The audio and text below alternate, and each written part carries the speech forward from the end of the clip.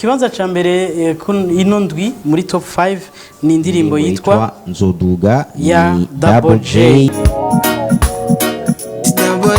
Once again, Boy Killer. Ariko kandi turafise amakuru atari make tuza kubabwira amakuru ya mugenzi wacu yitwa Dinye Delice. Tuza kubabwira n'amakuru kuri John Nini n'abandi batandukanye. BTV Burundi presents B News. B News. B News. B News ni kiganiro mushikirizwa imisi yose ya mbere kuva igihe cy'isaha 9 n'igihe n'umunsi wa gatatu kuva igihe cy'isaha 9.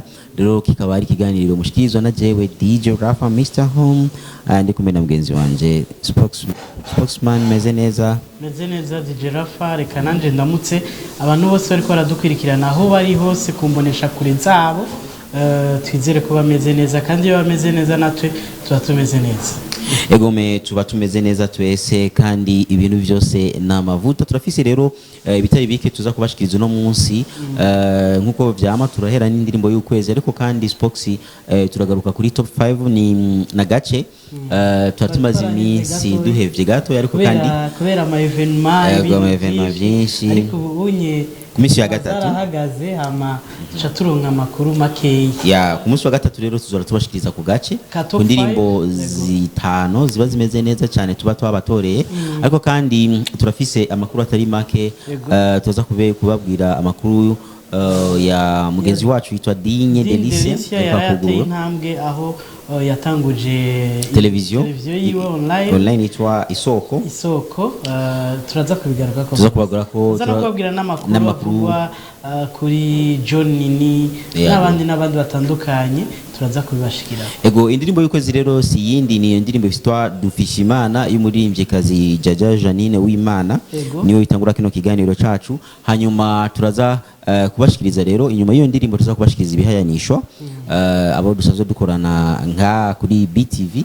Hanyuma duheze tubashikiriza ayo makuru yose twadondaguye tuza kubashikiriza. Yego cyane.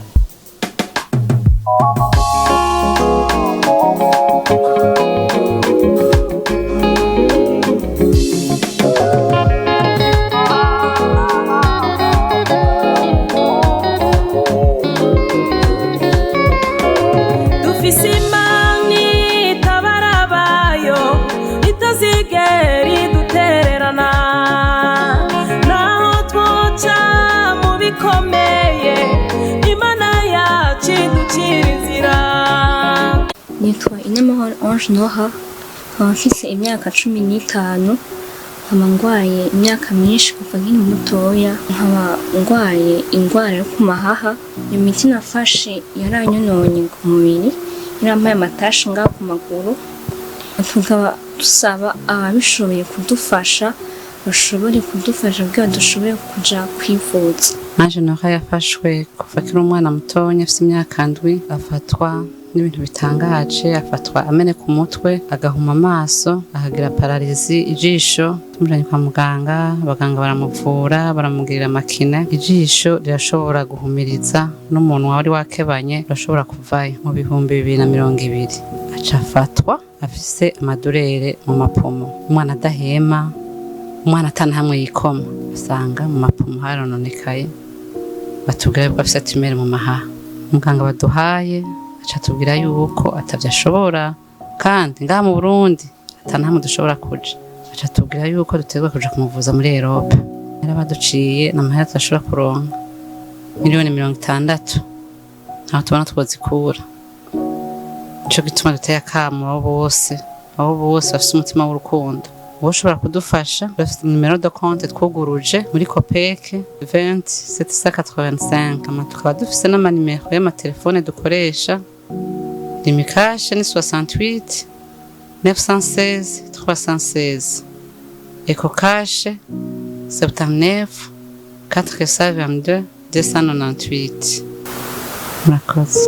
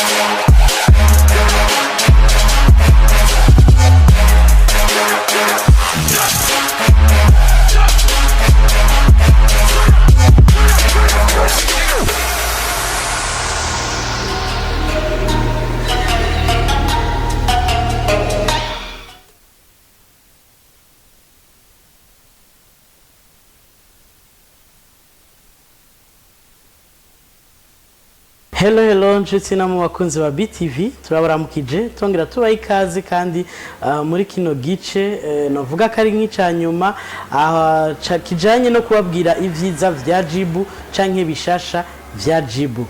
Uno musi rero nkuko mubibona twagendeye Faustin ni umwe mu baronse franchise akarere kiwe kakaba ari ngaha mu Gihosha turi neza na neza musi ya Saint Esprit ukiduga uva kuri 28 Novembre muca mubona ahantu handitse Jibu.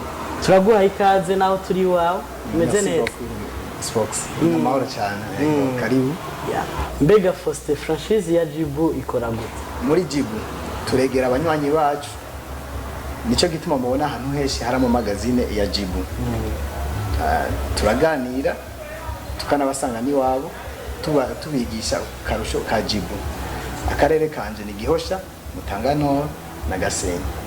Umusi wawe umeze gute?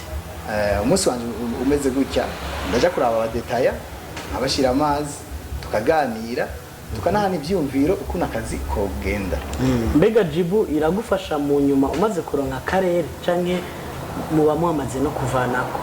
Jibu inafasha cyane iradufasha mu kugira marketing ikadushigikira ukuntu twokora. Ikindi kandi gikomeye baradufasha mu kudutera intege bakaduha umuduga mu de déplacement kugira ngo dushire amazi abakiriya bacu bikadufasha gutanga kugira amarivrezo neza. Murakoze cyane turabashimiye Faustin. Namwe murakoze cyane. Ego twakurikiranye indirimbo dufise Imana indirimbo y'ukwezi turakurikirana kandi n'ibihanishwa na cancane nga kuri BTV. Ego Spox ariko Jibu mwumvise bishasha vyayo neza aho ubona ko bari mu kintu citwa franchise aho yari franchise yo mu Gihosha twarabonye mu ndwiheze yo mu Kinindo twumva bishasha vyabo ubona ko bazanye n'ikintu gishasha akabido ka 5 litres kuri 3800 barongereje ikiringo aho ubona ko n'ubu bakiri muri promotion. Tuhamagarira abakunzi ba BTV abakunda amazi ya Jibu nkatwe banyarukire hariya canke ahantu hose Jibu iri usanga ushobora kuyisanga. Ego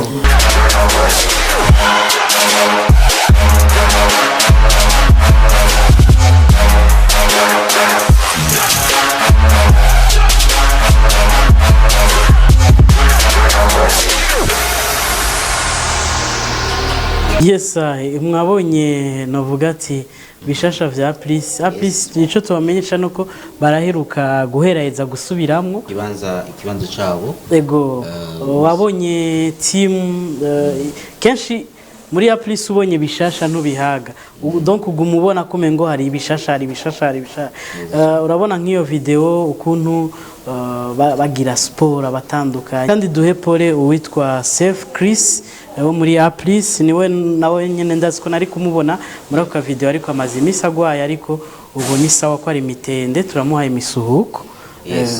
Hama reka kumbure tubandanye n'amakuru dufise DJ Rafa ku munsi wejo twari twagiye gushigikira mugenzi wacu Din Delicia aho yuguruye imbonesha kure yitwa Isoko TV umenyesha makuru yo rakora kuri DFTV. Ubu rero akaba yatanguye televiziyo yiwe. Yego ubu rero sinzi ko mu biga bw'ibyuma bamaze kubitegura kugira ngo bacibashe hari ngaha kuri aho twari twagiye kumushigikira ashira habona ico bita Isoko TV. Twarabonye amakomantere atandukanye harimo ni ya DJ Fanny avuga ati ndishimira kuba hari uwo nshoboye kuramura muri uno mwuga ati ndi buntu twahuye ukunuko nawe aravuga ati mwarakoze cyane muvyeyi. Reka rero dukurikirane uko vyari bimeze ngaho kuri market mwumve n'ijambo rya Din Delicia. Murabona yuko nicaye ahantu hashajije, murabona Isoko TV 257 ariko nsubira inyuma gato ndibuka yuko nigeze kubakoranya itariki 28 z'ukwezi kwa kabiri 2021 wala ndibuka yuko nigeze kubatuma ko nugurura Icese Burundi Nkunda Company ariko ndaza kugerageza ndabasubiriremo ibigize Burundi Nkunda Company kugira ngo mushobore kumenya neza Isoko TV iyo ryazananye, iyo ryaje riva niyo ririko riragana. Muri Burundi Nkunda Company ndafise bwa mbere formation en entrepreneuriat, entrepreneurship ni Faransa bazikatarikire. So narashoboye kugerageza gukora imigambi myinshi muri entrepreneurship, aho naranguye ibikorwa byo gusabikanya n'abana, byo kugerageza kwigisha abana ibi na biriya canke abigeme kubafasha muri ibi na biriya. Nibaza yuko formation en entrepreneuriat nagerageje kuyibamwo neza cane gose. Ikigira kabiri mfise muri Burundi Nkunda Company ndafise service de communication et de publicité. Rero nariyumvire yuko iki gisata ntashobora kucishikanako canke ntashobora kugishikako nkuko ndavyifuza mu gihe ntafise réellement ahantu ushobora kuzoshira izo publicité, ahantu nzokorera iyo communication. Cyane yumvira rero kugira Isoko TV 257 kugira ngo ishobore kuzomfasha communication et de publicité. So ndibaza yuko kugeza kuri uno mwanya mushobora gutahura ico Isoko TV izomfasha. Ni muri ya service de communication et de publicité, kubera ko hariho ibintu byinshi iyo ugiye gusaba nk'ubuzi ahantu bakabaza ati akazi kacu zogashikana hehe. Rero ndibaza yuko YouTube channel canke Facebook page canke Instagram page ari mu bintu bimwe bidufasha gushikana ibintu kure. Isabella. Ni Isabella indirimbo ya Jonini. Ni indirimbo itaraja habona donc kuri YouTube kuri platform ya YouTube ariko yarayidusigiye twe nka BTV tumaze nka 2 semaines tuyerekana kandi yaje kuyilansa officiellement ngaha. Ego hari bishasha aho mubona ko yagize ico bita International Isabella Challenge. Aho urashaka kudufasha Rafa? Byanditse mu Cyongereza. Ni bitanu. Abwa make a dance video around 1 minute on Isabella song. Kuvuga gukora aka video ka 1 minute agace wowe ushaka. Iyo ndirimbo ya Isabella song. Ego. It can be solo or group. Irashobora kuba umuntu umwe canke umugwi. Send the video to nezalabo@gmail.com in HD before 10th of August. Nikuvuga ucuirungika kuri iyo Gmail ni nezalabel@gmail.com bitarenze kwigenekezo rya 10 kandi ukayirungika muri HD. Ego. Umva hanyuma tutarenze igenekezo rya 10 kunyene kwezi. Nikuvuga uno munsi. Ego. Put the video on your socials and remember to tag Jonini official Isabella Challenge. Ujumba uchugira ama hashtag Isabella Challenge, Isabella Jonini, Isabella Neza Music. Hanyuma icyanyuma nukuvuga uchipostinga mu ma social media yawe yose, nimba ari Instagram, Facebook canke YouTube canke Twitter. All videos will be posted on Jonini official Instagram. Kuvuga ama video yose bazo posta kuri yo igihambaye Instagram official. Igihambaye uzotsinda una announcement. Kuvuga uzosi first place donc azobaya yatwe na Jonini amwe na crew yiwe urumva azoronka amafaranga $200. Ikibanza ca kabiri azohabwa $100. Ikibanza ca gatatu $50. Urumva ko atari ibintu vyo kugisha. Umva ayashize budget ingana na $350. Nikuvuga no miliyoni urenga gato. Ufatiye kuri bavuga ufatiye kuri to donc to ya machine irashaba ufite miliyoni urarenga. Nibaza rero ko bavyumvise ba Angelo Lio Densa bande abantu bose ifoko aya mahera tabacika kabisa kuko uronsi izo $200 nama ibihumbi 600 arenga. Yego. Umva hafi mu bihumbi 700. ego turafite ayandi makuru badufashe aho dufite ivyimirije turafise ivyimirije bitandukanye hariho la boss party izoza vuba hariho filme nkuko muriko murabibona filme ya yitwa My Family ni filme irimwo ba Abel Nduwayo na Fani n'abandi batandukanye ni igiye gushigwa abona vuba cyane tutubabwiye kandi ko hariho la boss party kandi ko hariho na la boss party ni kwigerekezo ya 28 kuno kwezi nyene k'umunani tuzomenya ikibanza vuba cyane kumbure Natasha niyagaruka ikindi twimirije naco ni Miss Kugasaka 5e edition 2021 ngo hagiye gusha zo bari hariya ingozi nyene yego kumbure badushiremo karimbo Isabella hama tuce tubandanya tugaruka tubashikiriza ico bita top 5 Isabella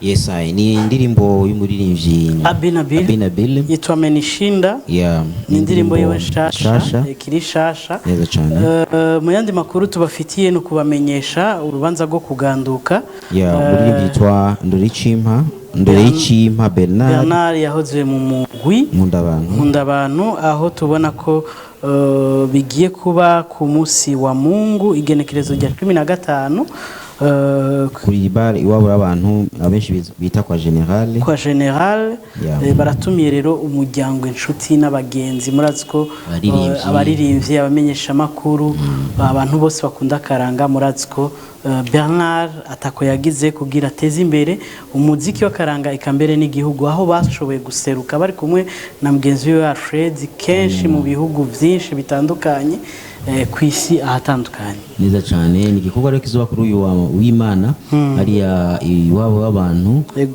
ni kwigerekezo rya 15 kuva igihe cy'isaha 7 zo ku murango rero tubandanye rero na top 10 top 5 iwacu nkuko tutabimebendeye abakunzi bacu ego tureka tubandanye na top 5 inyuma y'ayo makuru yo kuganduka kwa Bernard turabandanya na top 5 rero Rafa yuno musi niya indirimbo yatwaye ikibanza ca gatanu ni Just Way mu ndirimbo yiwe yitwa Barutanga Gusa ni indirimbo twaberetse ku musi wa mbere mu gihe ca B News indirimbo yaririmbwe n'umuririmbyi yitwa Mukosa Mali original ya ego reka tuyicishe ko gatoya amate tugaruka jewe narabibonye nkiri muto jewe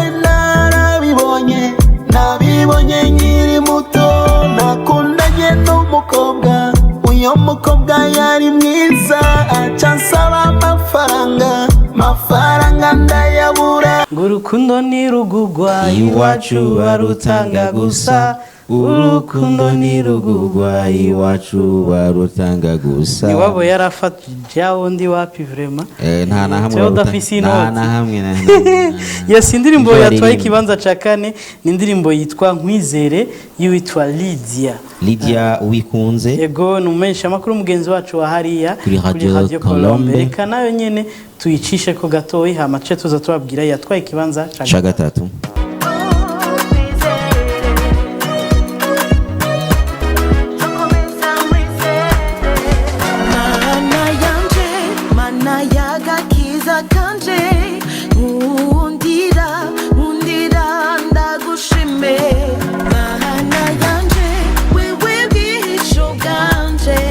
Okay, ni indirimbo yitwa Nkwizere rero ya Lydia Wikunze ku kibanza ca gatatu Rafa dufite indirimbo yahe ni indirimbo y'umuririmbyi yitwa Ani Ole ariko n'undi muririmbyi indirimbo yitwa Shetani reka dukurikirane twumve ni Adapo ari kumwe na Oleg indirimbo yitwa Shetani yego cyane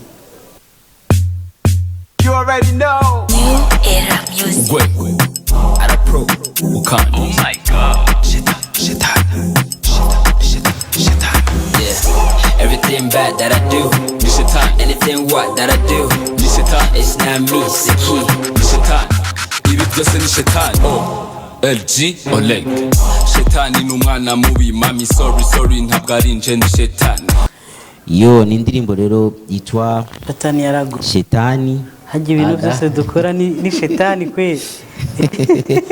Ay. Kandi rero ubu bitoye iyo wiyereguje ikintu nk'umuvyeyi agukubise mama canke papa mbabarira ni shetani. Ni shetani yabigize. Baca bakuba direct. Si jewe ni shetani. Yes, kandi karirimbo rero katwaye kabiri 5 yacu ni indirimbo yitwa Never y'umuririmbyi yitwa Pattern ari kumwe na Muse. Ego ni indirimbo iri ku kibanza ca kabiri kurikira.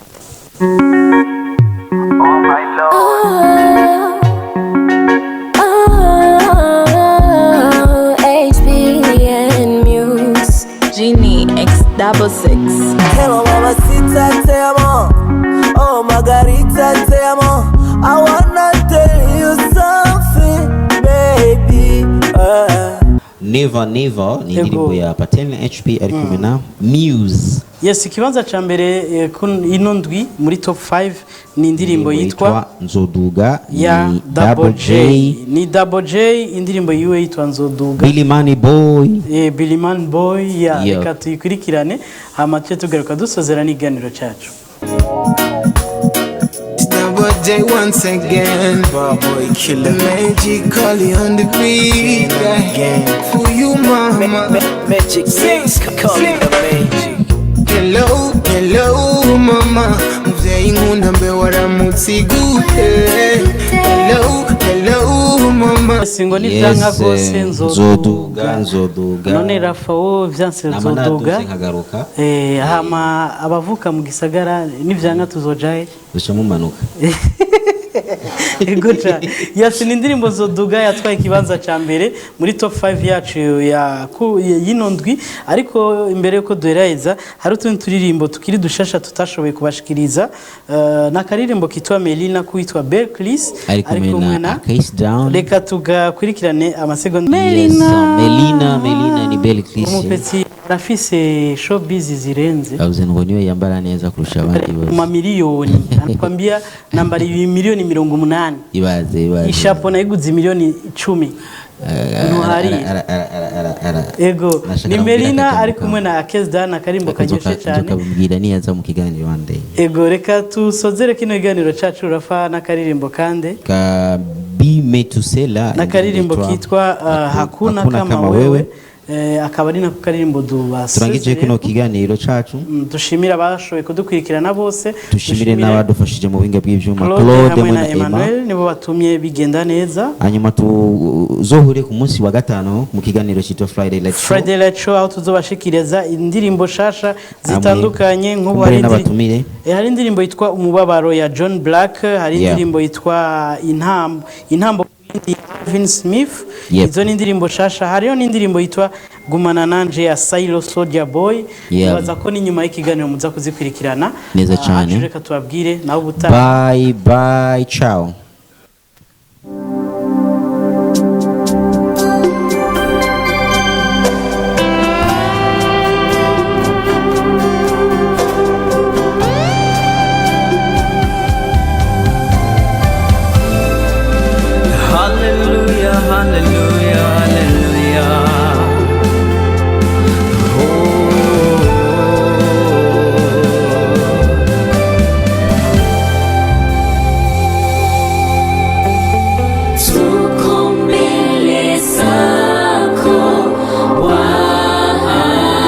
BTV Burundi.